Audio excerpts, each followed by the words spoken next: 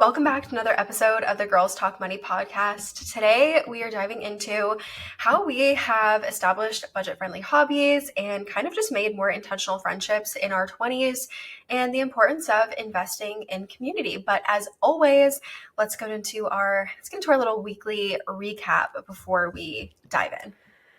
Definitely. I'm excited for this episode because I feel like my word of the year, like my word of 2024, and I know I've seen a lot of other people on social media talking about this as well, is like community, and like building my community on my social channels and all of that. And so I'm really excited for this episode. And my weekly recap, kind of like items that I want to talk about, go along with that pretty well.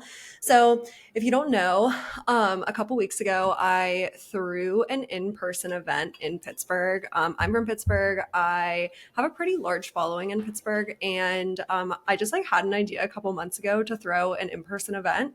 So I threw a holiday event, and I think it was like 120 women in Pittsburgh came to it. It was so fun. It was a little like mixer it was like the second floor of a bar downtown. It was so cute, so fun. We did a little Secret Santa.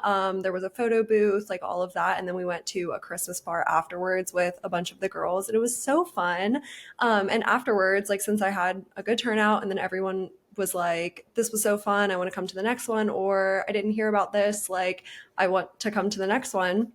I decided that I wanted to throw more in 2024. And Grace and I have talked about doing like a Girls Talk Money podcast event. I know that's something that we want to do in 2024 for sure. We're thinking maybe over the summer would be a good time. Since Grace and I don't live in the same city, we would need to like fly to each other to do this if we wanted to do an in-person event. But I am working on planning my next one. So I am planning a Galentine's Day event, and I'm working on finalizing venues, looking for like vendors and small businesses to potentially come out for the event and all of that.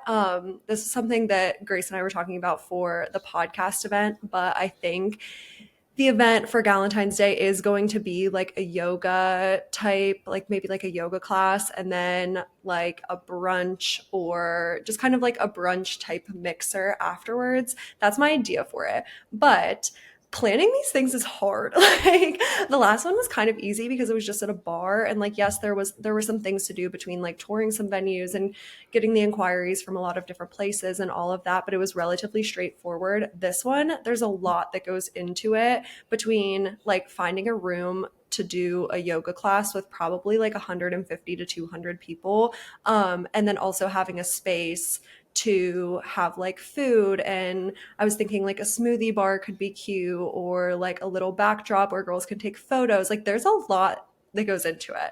So I'm just inquiring with a lot of venues, talking to a couple of brands to see about potentially sponsoring the event, because this one would be incredibly expensive as well. So it's just a lot. Like it's been kind of like a full-time job these past couple of weeks. And the biggest thing that I think that I've learned is that if I am going to do these, like planning them basically as soon as my next one ends. Like, you know what I mean? Like if I'm going to plan a following one after this, I need to start planning it ASAP, because after my holiday event, I was like, oh, I have a little bit of time. And then it creeps up on you all of a sudden. The event is like a month away, and I'm just sitting here like I'm not prepared. Yeah, it honestly reminds me of how Erin and I went to a conference last year in March of 2023 called Economy, and then we went to one called FinCon in the fall. And when we were at Economy, I remember they were like, next year is going to be in this, it's in the same location every year, but they were like, get your tickets now. And then with FinCon, they were like, next year is going to be in this city. And I'm like, whoa. I'm like, oh my God, like while you're running the current one, you already have like the venue and like everything planned for the next year's one. And I was like, holy cow, like there's a lot that goes into it. But I know when I was in college, I went to a conference on like kind of like community service and like student involvement type stuff. And I know that if you wanted to present a workshop, you had to like get signed up like way in advance. So I know a lot of them take a lot, but I feel like for these like more low key kind of just like yoga and smoothies, Yeah. But then it's like, no, it's not just yoga and smoothies. It's there's so much more to it. It really does make it a lot. I feel like we could do a really cool Girls Talk Money one later this year, and maybe one even in Boston, 100%. I like have so many ideas for events that can take place outside. Like I think the summertime, Mm, it's a lot easier to do something like this. So I'm really yeah. excited to do a podcast event in the summer, but you're so limited in the winter because obviously everything has to be indoors. And if I'm thinking yoga, like we can't just go to a yoga studio with 150 women. Yeah. You know what I mean? Like Yeah. I did inquire with this one venue that said that it would be good for like the latter half of the event, like the brunch mixer part of it. And then I would just have to find a separate space for yoga. But then she was saying, like, oh, capacity's at 80. And I'm like, well, if my Um, last event was 120, I don't want to go backwards. Like, I don't want to be like, oh, yeah. 120 of you came last time, but like, now only 80 of you can come and there's other people Mm, that also want to come, you know what I mean? So I want them to be like a little bit bigger, at least yeah. some of them. I don't know. I have thought about doing like smaller little like events that I don't necessarily have to plan, like maybe just sending out, oh, hey, I'm going to go to this paint and sip that's like already planned Yeah. and everyone can just like book tickets themselves and everything like that. So I have thought Yeah. about doing some smaller events kind of mixed in. They don't all have to be this huge like 200-person thing, but I don't know. I just can't be bored a second ever. I need to like fill all of my time with planning these like massive I don't know, but I'm Yeah. excited about it. I think it'll be good. Next week, I definitely need to finalize everything. So stay tuned on that regard. But my second little weekly recap update is this is kind of a big one. And I don't know, I haven't like announced that it's definitely going to come true yet, but essentially every January I get into this little like kick where I want to travel a lot. And I think it's because the weather sucks so bad in Pittsburgh in January and it's so gloomy and sad that I'm like, I need to get out of here and I want to travel. And I did say in our New Year's new goals or like whatever that episode was titled, I did say in that episode that I wanted to like spend 2024 intentionally traveling, not just like taking all the little girls trips to like New York and Nashville and like whatever. I Yeah. want to actually have new experiences this year, travel, get out of my comfort zone, all the things. So I posted a video on my socials this week saying basically saying that I wanted to actually travel in 2024. And so many people commented on it and were like, you need to go on one of those group trips like Mm, with the tour companies that will essentially plan the whole trip. You pay them one price and then they like give you a tour guide. There's 20 to 30 people on the trip. It's a really good way to meet people in their 20s, all of the things. So I thought more and more about doing it. And I have thought about hosting what's called a Trova trip for mm, my social channels. And Trova trip is essentially just a group trip company that are creator led trips. But long story short, I don't know if I'm going to go through with the whole Trova trip thing, but I may potentially be hosting a group trip through this company called EF Ultimate Break. They're just more flexible on like I don't need to do an entire private trip. Like if six people that follow me are also interested in going on a trip with me, like me and those six people can just join an already existing trip. It doesn't have to be this yeah. huge thing. So that's what I'm thinking for like very late 2024, just because I want to go on a trip and I think it would be fun to go. Like I would still be going kind of solo because I wouldn't know the people that I'm going with, but it would feel a little bit more like community focused because the people who are coming with me like follow me and kind of know me and we can become friends before the trip and like all of the things. So it feels a little bit more comfortable than like going on a solo trip by yourself. Yeah. I feel like solo travel sounds really incredible, but then I've done it and I've gone on trips and then I get there and I'm like, what do I do now? Like it's just me, myself, and I. And I'm like, like, or I go to like a museum by myself and I'm like, I have no one to talk to about what I'm seeing. Like I'm just wandering around in silence by myself. And it definitely has like its moments, but I have heard so many good things about those EF like ultimate breaks and about doing them in your 20s. There's also a company, I think it's called Under 30 Experiences, but it's for people kind of like in their, between like 20 to 30 to go on group trips like that. And I think it's like I've always wanted to do one because I feel like I don't know, I feel like just kind of showing up alone is really powerful. Yeah. And as cringy as it sounds, but then you're also with people who want to be there. I've also heard gosh, what are they called? There's like these almost like they're not a hostel, they're like I guess like sort of a hostel, but they're more like nice. I'll find the link and I'll link it in the show notes, but they have these locations like all over the world and they have like they're gorgeous. They have like tons of co-working spaces and everything, and you can show up alone, but then there's a lot of other like solo travelers there that you can kind of go do stuff with. And I've thought about doing that as opposed to like staying in an Airbnb or hotel by Yeah. myself or something. So I think you're referring to like co-living spaces, and Yeah. they're like co-live, co-work type things. It's basically like a hostel, but with good Yeah. Wi-Fi, and you can like work from them. Yeah.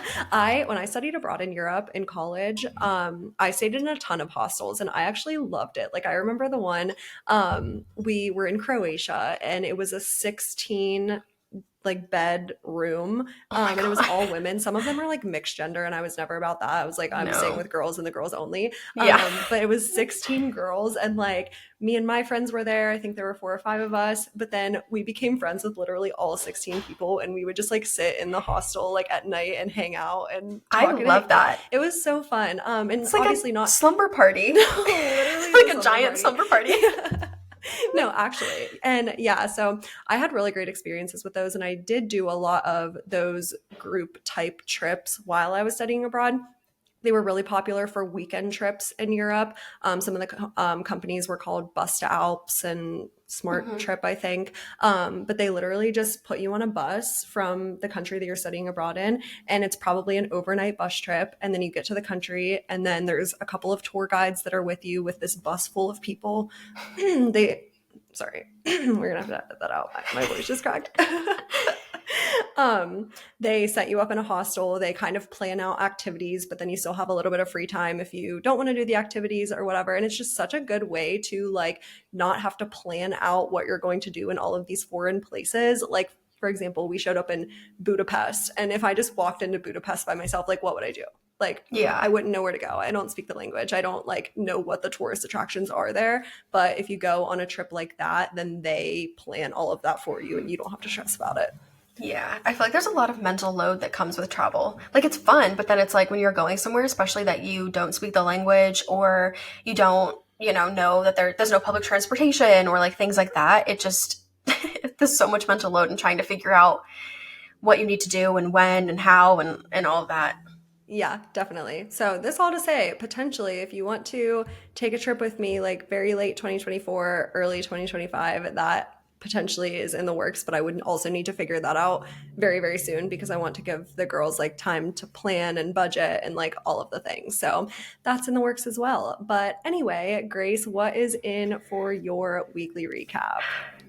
Well, um, Erin and I were laughing because before we got on this call, so if you're watching the video version of this, you can see that I'm in a living room, and you can see that there are some dressers behind me floating in the middle of my living room, and there's clothing also floating behind me in the middle of my living room.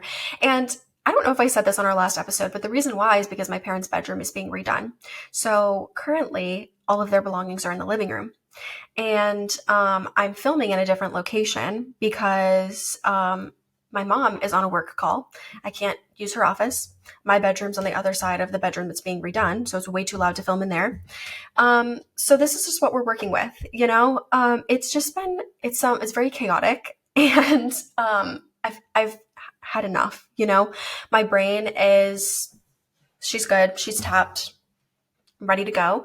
I think I said in the last episode that I went to this apartment and I picked out the unit that I want to move into. Like I got approved, went and picked out the exact unit, but I'm just waiting on the lease now. And I'm very impatiently waiting on the lease. I'm not like being annoying. I'm not being a Karen and being like, where's the lease? Where's the lease? But I have followed up once and I really do want to get the lease because when things are unsettled, it makes me very anxious. I don't like that at all. I don't want to move into a place and be without a couch for a month. Like it will make me feel so anxious. So I really want to like go look at couches this weekend, like buy a couch, have it delivered the day I move in. Like I want everything to be there.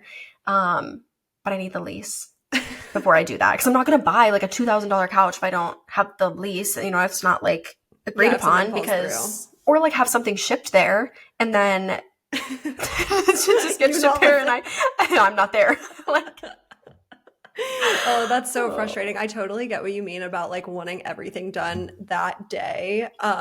When I moved in, I hired movers for the morning. I got my boyfriend and his roommate to like help me also moved things in after the movers were done. And then after that, I hired someone on TaskRabbit to come and build all of my furniture that day because I was like, this is going to be done on the day that I move or it's not going Yeah. to get done at all. And I literally said this to you on Wednesday when we were talking, Grace, but like my biggest downfall when I move is that I only move in like 80% and then I get tired and I like stop doing it and then it never gets done. Like my apartment, I've been here for over a month now and it's still not 100% done because I didn't do it the weekend that I moved. Oh So my that's God. my one piece of advice to you is to get it all done right when you do it because you will lose motivation.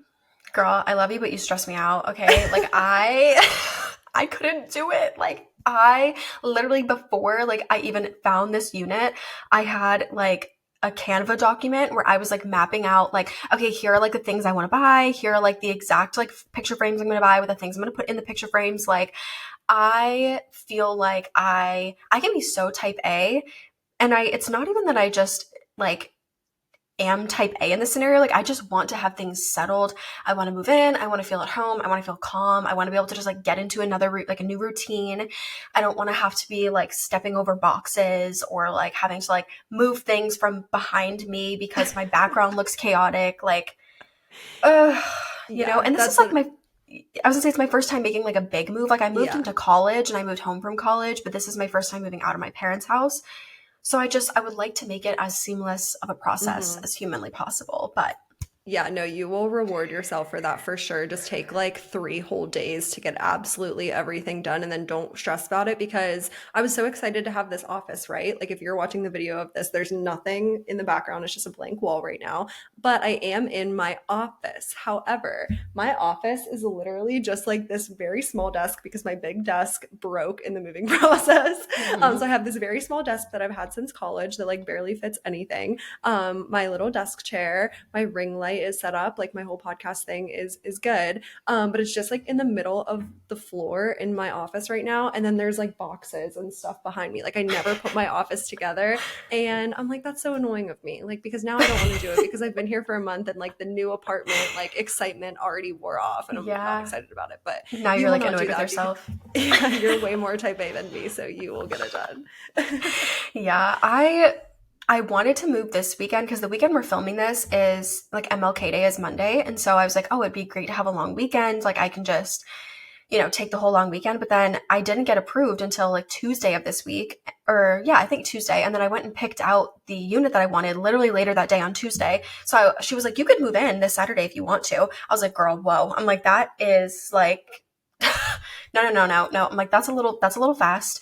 But I wanted to have that long weekend to just kind of, take my time, but I probably will just take the Monday after I move off because I'm supposed to move on a Saturday. But I don't know. It's been a little chaotic, but I'm really feeling like now that the new year is kind of like in full swing, I'm feeling really like settled into the new year.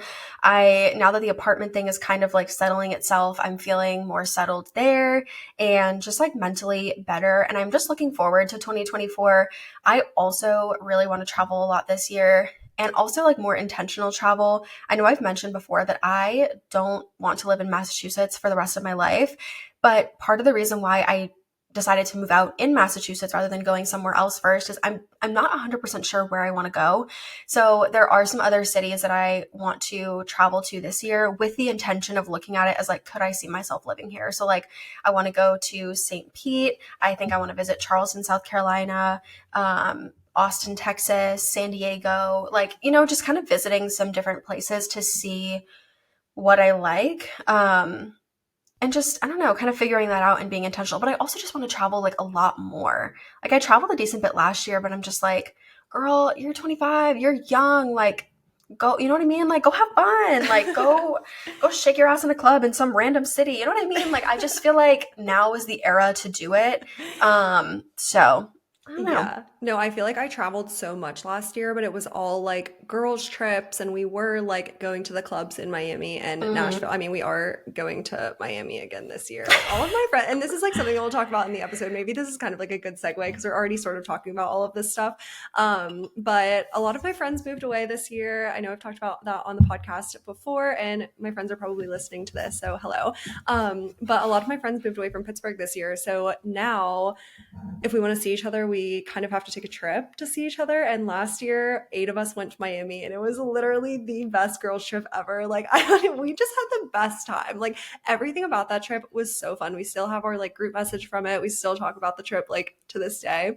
So we were going back to the exact same place that we went before in Miami. We're staying in the exact same place, except last year we got 2 Airbnbs in the Fontainebleau Hotel, which that's our favorite hotel to stay at in Miami. But we got 2 Airbnbs that each had 4 people in them because we couldn't find one that was big enough to fit all of us. But now we got a 10-person Airbnb, so we are all It's gonna going be to be so fun. together. So it's Yeah. just going to be such a good time. I'm just really looking forward to it.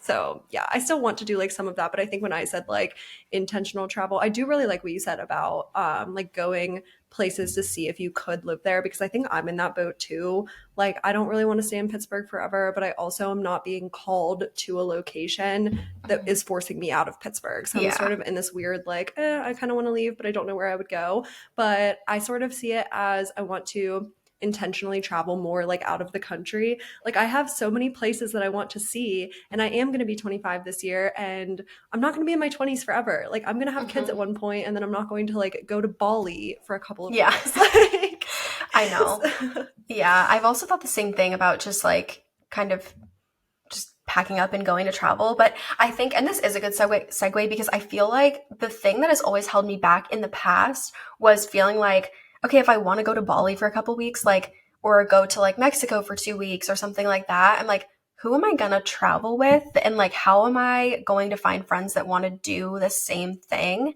And that's kind of like the topic of today's episode is kind of about finding community in your 20s. And I feel like, especially, I know for me, I went to college in Connecticut, but I live in Massachusetts. So I had a lot of friends at school, but a lot of them lived in Connecticut.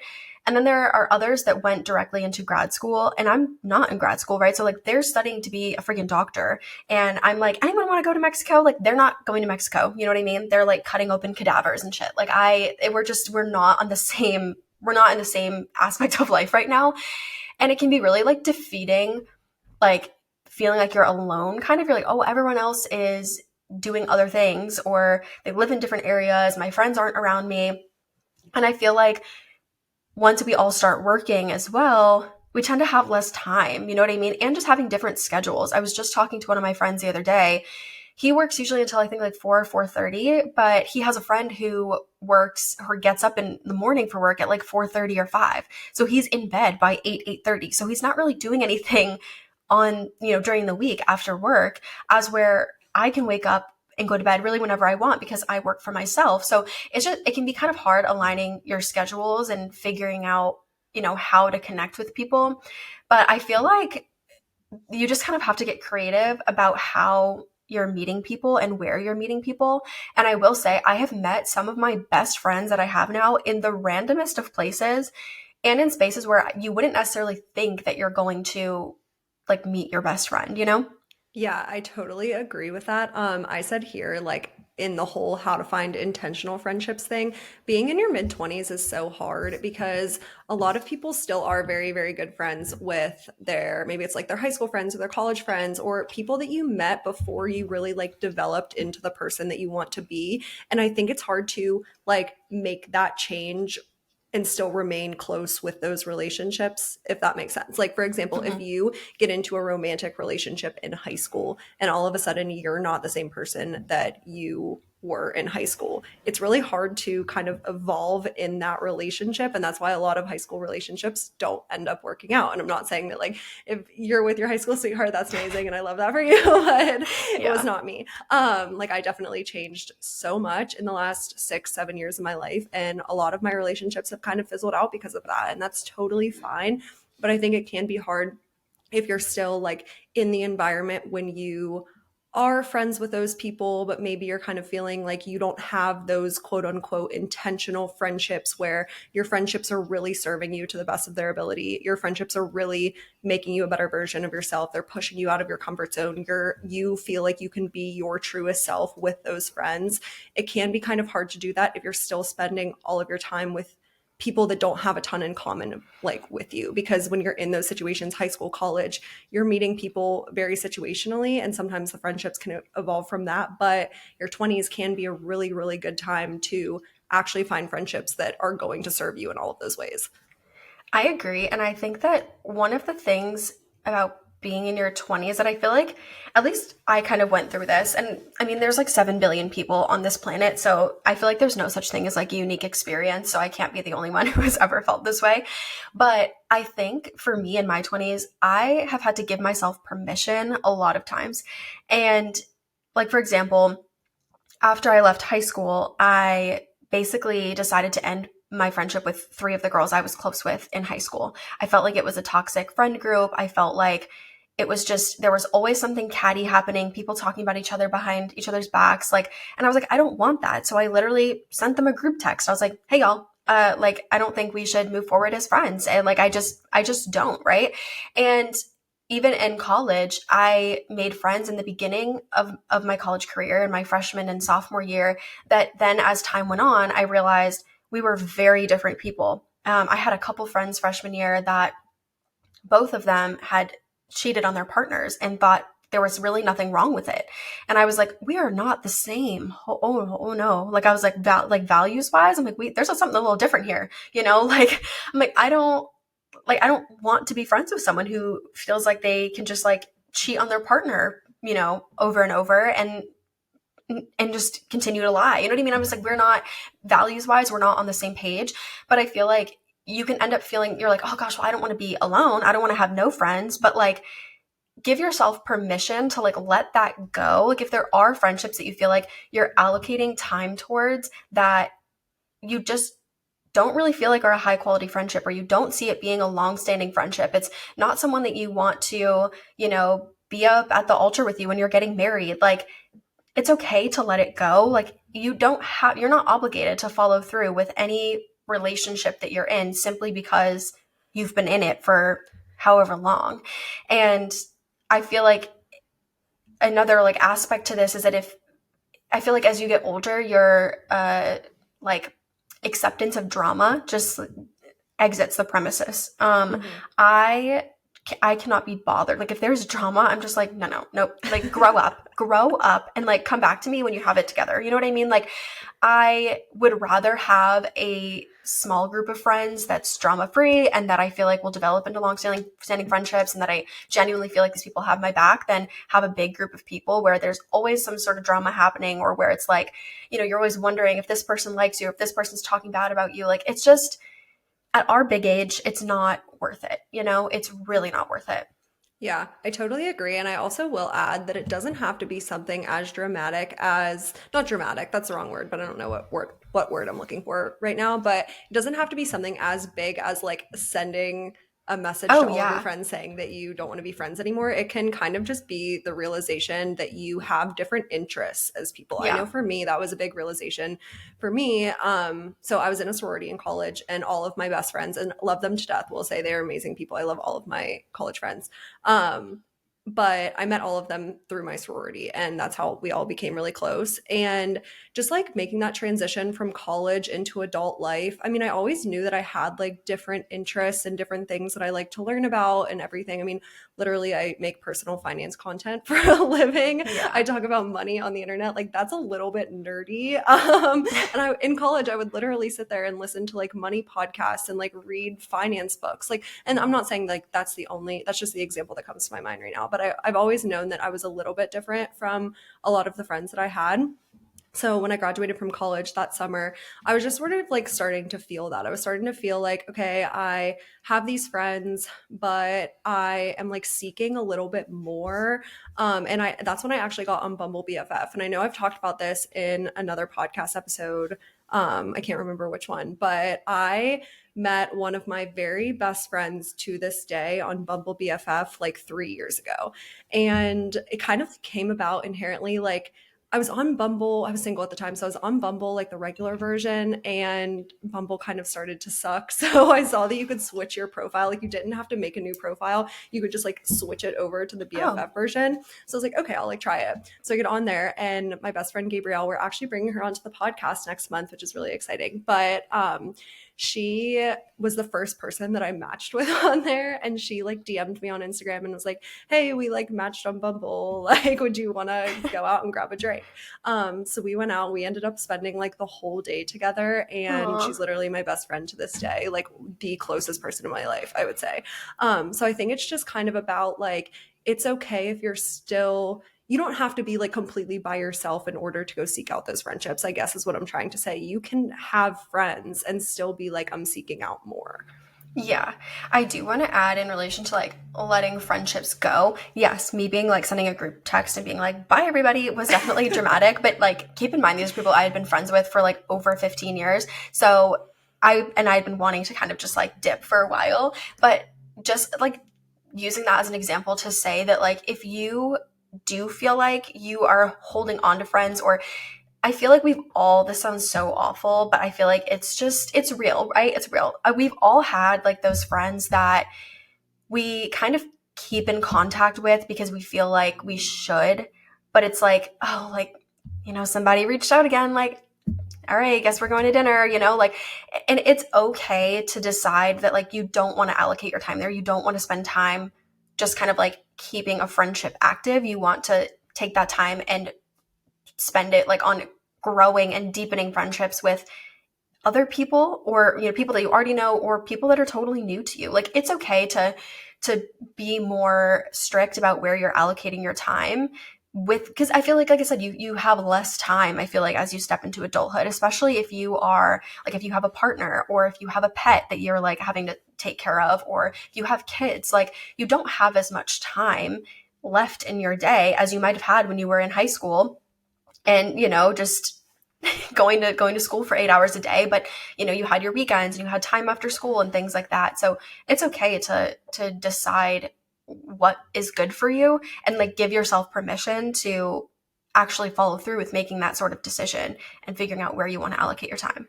Definitely. Going off of that, I think it's important to ask yourself, is holding on to a certain friendship preventing you from leveling up or becoming the person that you want to become? I know, and we've talked about this before in our cost of moving episode, I believe, but I am definitely under the boat where you don't need to move to New York City to go become a successful person. You don't need to necessarily like move to a big city in order to become successful, like a lot of people say. However, you need to find that balance of like not feeling that pressure to move away just to find success, but also being very intentional about who you're spending your time with and who you're like surrounding yourself with, because you can be afraid to put yourself out there with certain friendships. Like, for example, if you are still in your circle of friends from high school and all of a sudden you're trying to become something of yourself or really level up or follow through with a passion. Like if I was still friends with all of my high school friends and still surrounded myself in that circle, would I have started on social media? I don't know.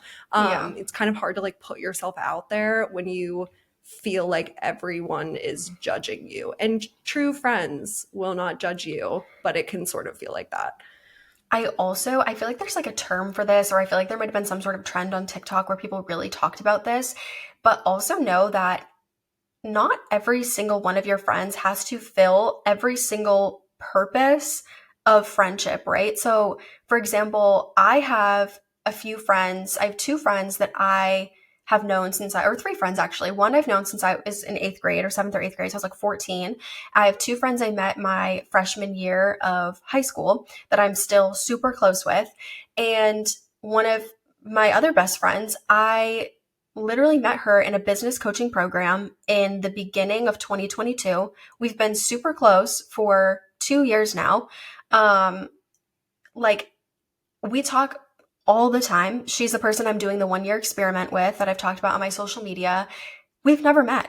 We've never met one time. Like we FaceTime, we text, we send voice notes. When I want to talk about spirituality, I go to her. I have a friend that I met last year on TikTok, and he is a spiritual coach and life coach. And we talk all the time about spirituality. We've met in person one time or twice. We met up for coffee once and lunch another time because he lives in Massachusetts. I've got another friend that I met from, one of my clients. She was an employee at that company. We both worked on the marketing team. We used to get on calls together all the time. the two of us, after being on calls with each other for about a year, decided to live together for 6 weeks when we did a 6 week trip to California. We had never met in person. We met in the airport when we got off our planes and decided to just live together for 6 weeks. Like, and all of these friendships, they give something different. They provide something different. When I want like career advice, I go to, if I'm talking about content creation, I'll talk to Erin about it, right? I mean, Erin and I met on social media and we've only met a handful of times in person. But when we want to talk career stuff, I go to you. When I want to talk about, relationships, I go to my friend Nicole because she's known all the toxic relationships and crazy people I've dated since I've known her when I was 15. When I want like really straight, blunt advice, I go to my friend Sammy because he is so blunt and he will just give it to me straight, right? So it's you like each friendship doesn't have to fill every single thing. They don't have to be aligned with you on like personal, professional, career, like, relationship goals. Like it can be each friendship can kind of fulfill a different aspect. And I think that's where a lot of people kind of get stuck too, is they're like, I'm just not finding anybody that's like, I feel like is like really aligned with me. And it's like, well, maybe they don't have to fill 100% of that, like you don't want to be friends necessarily with like a carbon copy of you. Like that's okay. Yeah, definitely. I think this segues a little bit into like, okay, so finding these intentional friendships, so like one-off friendships, but then kind of transitioning that into finding your community. And I think like the term community it's a bit vague, but to Mm. me, community just means like really feeling like I fit in the space that I'm living in. And like the space that I'm living in is everything from where I live, where I work, where I go to the gym, where I do all of my hobbies, like all of those things, really feeling like I fit in and have people that I'm friends with or I know or I feel like I can go have a conversation with. I think that's so important in your 20s. So we can kind of touch on a little bit just on like different places where we have sort of found our community in our 20s. So for me, and I know I've talked about this before too, but my apartment complex, that was like really where I started when I knew that I wanted to establish my community in my 20s. And I was just coming out of a relationship. That entire relationship, I feel like I didn't prioritize my own friendships and I really only spent time with people that were my ex's friends. So when I left that relationship, I was sort of feeling like, okay, what now? I'm a little alone now. So I moved into my apartment complex and I did that very intentionally. I wanted a space that was very community driven, had a ton of amenities, had a ton of people in their 20s, had a dog park with a ton of people with dogs. So I knew it was going to be very easy to meet people. And it kind of snowballs from there. Like that's I think a really good piece of advice, just like if you're feeling overwhelmed and you feel like you have no one or you don't have a community, you don't have these intentional friendships, it really snowballs. It takes one person, it takes one like thing to happen to you for this to kind of snowball from there. For example, I move into my apartment complex, then the pool opens and I meet people at the pool and we're just like all sitting around talking like in the pool, whatever. And one guy there was saying that he plays basketball at LA Fitness. And I go to LA Fitness, it's right across the street from my apartment complex. And I always see guys in there playing basketball. And sometimes there will be a couple girls in there playing with them. But I would never just like walk in there and be like, hey guys, I'm like Yeah. ready to play. But I love playing basketball. And he invited me to come play with all of them. And so I spent literally the entire summer just like playing basketball because all of a sudden I knew people because it snowballed from me prioritizing community in my apartment complex. So I think that that's just like a good thing to remember too. It's not overwhelming. You just need to like put yourself out there slightly and it kind of like starts to roll from there. I will say too, like a couple things on this is that one, your sense of community, it doesn't mean that you are friends with every single person there, right? So, for example, I know, which this is such a random example because I don't rock climb, but I know of like several people that rock climb and they'll go to like a climbing gym and they'll show up by themselves. And I have seen just so many videos of people at climbing gyms. If you are a rock climber, like leave a note in Spotify and let us know. But I feel like the sense of community there is just like top tier. I see all these videos of people just being so incredibly supportive. Like I love it. But things like that, or like going to like yoga studios or, just other fitness classes and stuff, it doesn't mean that when you go there, you're literally friends with every single person. it just means that you have a sense of connectedness to the people around you, right? So even if you go to a cafe really often and you start to get to know the workers that work there, there's a restaurant that's like a little bit away from where I live. And my friend Eric and I go to this restaurant all the time, to the point where they tend to give us the same server. And our girl Dina, she's so awesome. She's literally the best. She knows exactly what we're going to order every time because we get the same thing every time.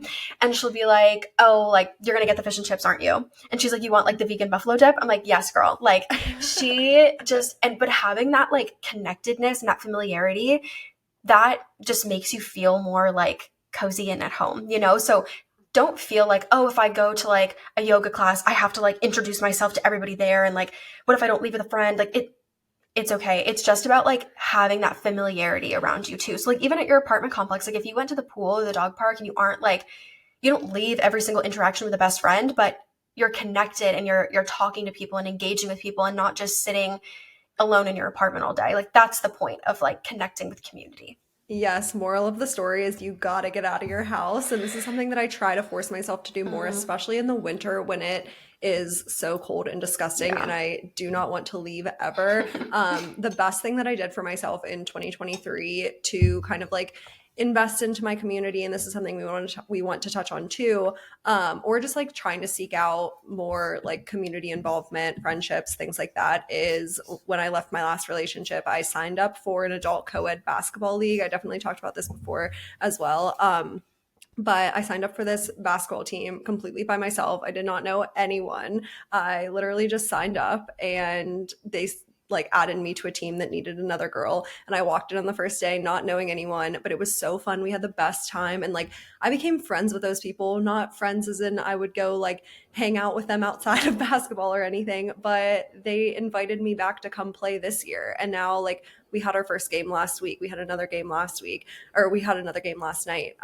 So kind of just like developing those friendships, it gives you more opportunities because now I can play again and there's probably going to be a spring league that I can play in as well. And you kind of just like find more opportunities by putting yourself out there a little bit and just leaving your house. Yeah, I will say that like something, so I'm an anxious girly, which I'm sure that if you've listened to several episodes of the podcast, like you've picked this up by now. I have this little spunk, an extra spunk in me, and it's anxiety. And it's okay. We love her.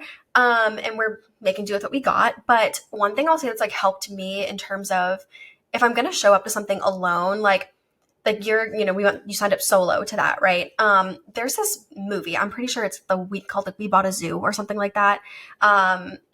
It's like from when we were kids, I think, but there's this like quote in it that talks about like having 20 seconds of insane courage is like all you need. And when I was in high school, there was a motivational speaker that was at some sort of conference I was at, and he talked about like he kind of put it in terms of like 3 seconds or something. Like he kind of took this quote and kind of morphed it in his own thing and talked about having like 3 seconds. And I'm pretty sure his like, intention with the 3 second thing was of complimenting someone or trying to just like make someone happier, because his whole speech was really about happiness. But it really stuck with me because like, when I'm out, for example, if I see, a girl, I really like her outfit. Like I used to get so nervous. Like I'm like, oh my God, I don't want to like, I'm so anxious. I don't want to say something to her, whatever.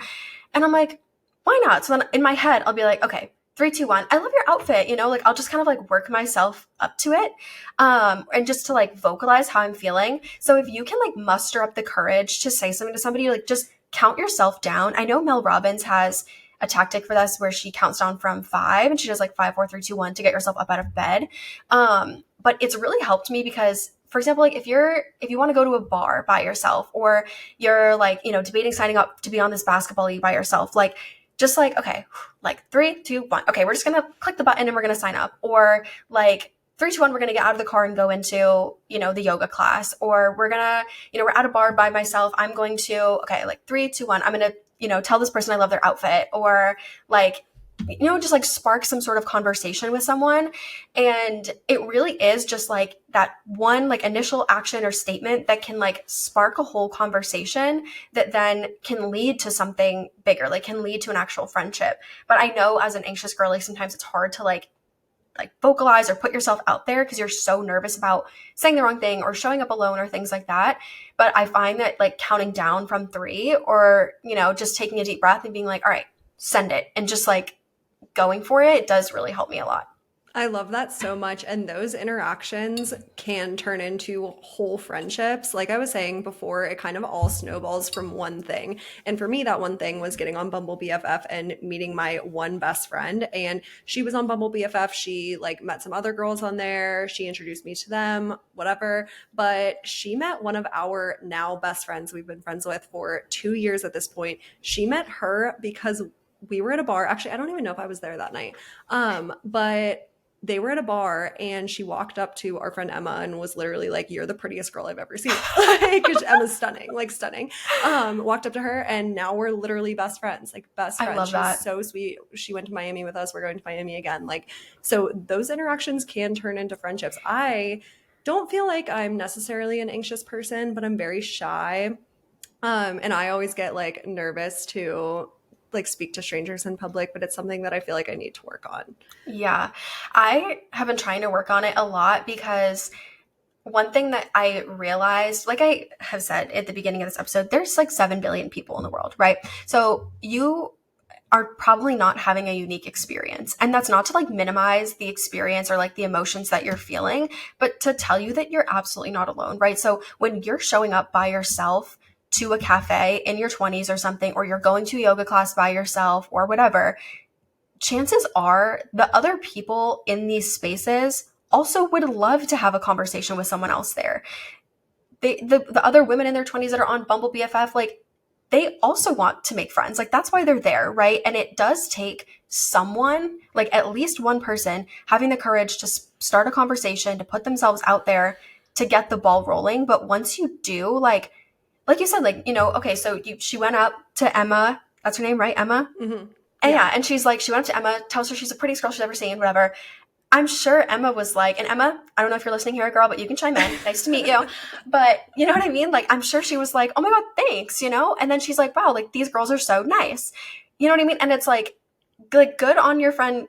It was Gabrielle who put herself out there, right? Like good on her for going up to Emma and just like saying her thoughts and how she felt. You know what I mean? Because now it's led to a really great friendship, not just between the two of them, but with so many other people. So like when you're at the dog park, like talk to the people that are there, because chances are they are in the same mindset where they're like, I would love to make friends too, but I don't know what to say. Or, they're worried like, oh, do they want to make friends? Like, and what the worst that happens is the person is like, okay, like there have been girls that like, I have been like, I love your outfit. And they're like, thanks.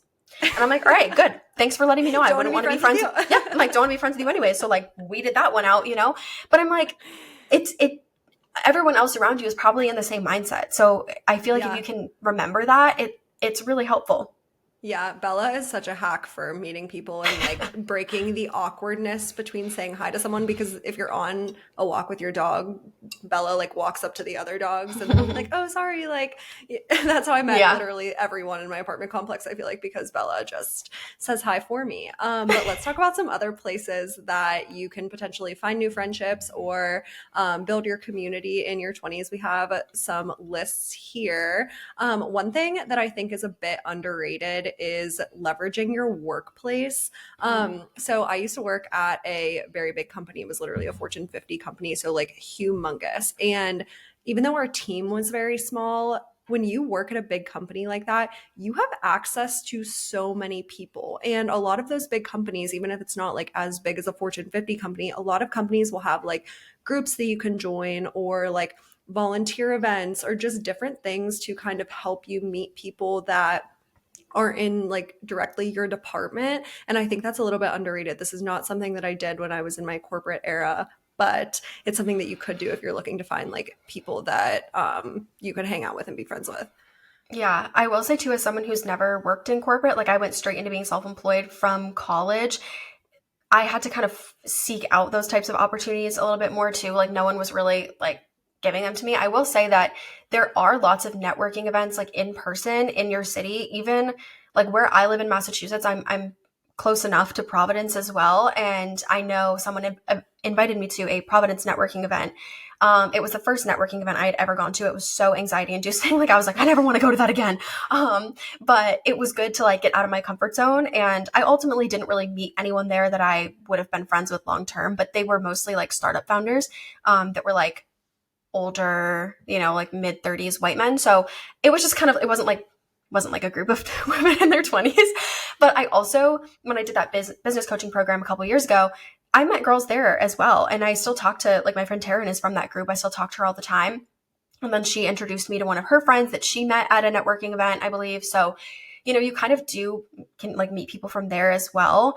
In the same vein with work, being an entrepreneur and working from home all the time. When I was in California, I went to a lot of co-working spaces. Like we would go to WeWork all the time when we were in LA.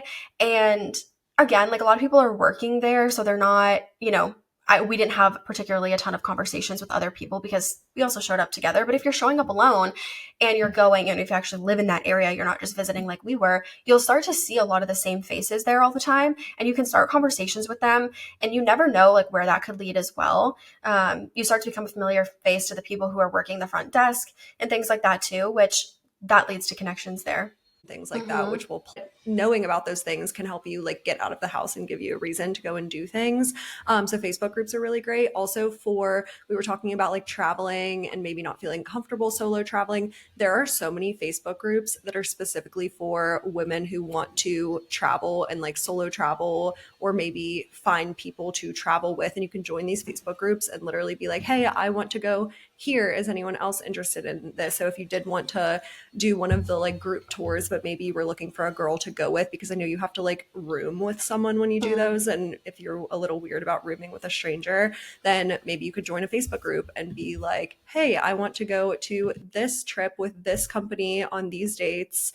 Is anyone interested in going and like potentially rooming with me? It's giving like when you go to college and you're looking for a freshman roomie and you join like the Facebook groups and you like post about all of the things that you like, and then someone matches with you or whatever. That can help as well. I will say, when I solo traveled to Atlanta, I didn't like love Atlanta. I was not staying in a great area, and it made me like super anxious. So in an effort to just like make the week that I was there better, I joined their Facebook group, and I think it was called like Women in Atlanta or something like that. And I will tell you, Atlanta had like the nicest people. Like they were so friendly. I made a post and I was very raw and honest. And I was like, look, I'm here traveling. I don't live here. But I'm real anxious in my little Airbnb and I need to get out. Would love some people who just want to do some different things. There were like probably over 50 women who commented who were like, I would love to like go out. Like, oh my God, like I'll show you around. Like just so nice. I ended up going on a walk with this girl to walk her dog one day. And I was like, that was so sweet of her just to help me get out of my Airbnb. And then there were a couple other girls I went to brunch with. And out of that group of women, myself and two of the other girls there, we ended up spending the entire day together. They were like, oh my gosh, we should take you to like this little, it's like a walking path in Atlanta. I'm blanking on the name, but we went and walked all along that walking path. We like walked around in this little market. Then they were like, I don't want the day to end. Like we should go get drinks. And so we did. We went and got drinks and we spent literally 10 hours together that day. And we all follow each other on Instagram now. And if I were ever back in Atlanta, I would absolutely want to see them. But it literally just came from a Facebook group in the city. And I know Boston has them. I know most cities have them. And it's just a good way to find other people that are in your physical location. There also are, if you are a mom or if you have pets or things like that, or like some sort of other specific interest, there are Facebook groups around that as well. There's also apps like, I think one is called Nextdoor, which is meant to connect people like in the same community. So I know a lot of people will ask questions about like, okay, like what, where are you taking your dogs on walks? Or like, does anyone have any like fun kid things happening? And so you can end up meeting a lot of people that way.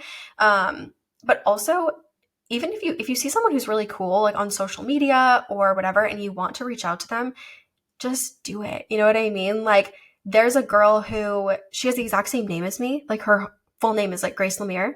Like, I don't know if she pronounces her last name different or whatnot, but I don't know if my video came up on her feed or if she was listening to the podcast or how, but she found me and she was like, this is crazy. We have the same exact name. And she lives not that far from me. So she was like, we should like grab coffee or lunch or something. And I was like, let's do it. Cause this is like so weird that we have the exact same name. So we're going to grab like lunch or whatever in a couple weeks together in Boston. So it's like, but I would have never, like, I didn't see her page. She saw me and she just had the courage to like reach out. And I just feel like, I don't know, if you can meet people on social media, do it because you have access to so many people, but also like follow through and message people and ask them to do things. Again, the worst they say is no. You're muted, Erin. Definitely, totally agree with that. I've met up with so many people in 2023 from them DMing me on social media and being like, hey, I see you're in Pittsburgh. I'm also in Pittsburgh. Like, let's go grab coffee or get drinks. And I've made some really good friends from it, but we are almost out of time. So I guess we're kind of wrapping up in just kind of the idea with like, investing in your community is an investment in both your time and your money. And we want to talk a little bit about like why we think that's important. I know, Grace, you have like a lot of opinions on this as well, but for me personally, I've just realized over the last couple of years, the more people that you're in touch with, the more you don't have to rely on your friends for all of those aspects of your life. Like Grace said at the beginning of the episode, like, for example, friends that I've met on social media, I really, really value those friendships because I really feel like they better me in my career and they make me a better person because they're very ambitious and they encourage me and they push me out of my comfort zone and they make me realize what's possible and all of those things. But they don't have to be my friends for every aspect of my life. I can have other friends for different aspects, if that makes sense. So just kind of like investing in your community, making more broader friendships so that like you can have these friends that help you in these different avenues. Yeah, I feel so strongly about the idea of investing in community because I think when we are younger, your parents might have enrolled you in the kids soccer league, or you would go to the playground or something with friends, or your friends would come over to your house and you would play and like, or you would just like watch TV or like things like that. And of course you can do some of the same things, right? Like you can have those budget friendly connections where you're just going on a walk with your friend, or they're coming over and you're cooking together, things like that. But I feel like in adulthood, a lot of the spaces we find community, there is a barrier to entry, and that's money. And I think a lot of people get really caught up on, well, I want to meet people, but then I have to spend money to enroll in this basketball league or go to yoga classes or take a cooking class, or I'm meeting so many people, I'm going out to coffee and lunch with so many of them, I'm spending money. However, I feel like it is such an important investment. And again, going back to giving yourself permission, give yourself permission to invest in your sense of community. Because there's been studies that have shown that when we, as humans, that we like prefer to live in places where we have a strong community, because strong communities improve our mental health, they increase our resilience to different, life events, and they also give us a sense of belonging. And that is so incredibly important. You know what I mean? If your mental health is not there, if it's not good, you're going to feel really disconnected. You're going to feel depressed. You're going to feel sad, right? So I see investing in community as an investment in my health and my happiness, which are so, so, so, so, so, so important to me. So I don't really second guess a lot of the investments in community at this point. Definitely. I love that. There's definitely budget friendly ways to do it, but also just making it a point to invest both the time and the money into your community in your 20s is so important. I think that wraps it up for the episode, but let's do a listener question before we end. We only have one listener question for today's episode. And Grace, I think you can answer this because the question came from something you said in another podcast episode, which you mentioned that you budget 1 month ahead, or if someone maybe has variable income and they're trying to budgeting 1 month ahead is a good practice. So can you kind of touch on what you meant by that and how someone can implement it into their budget?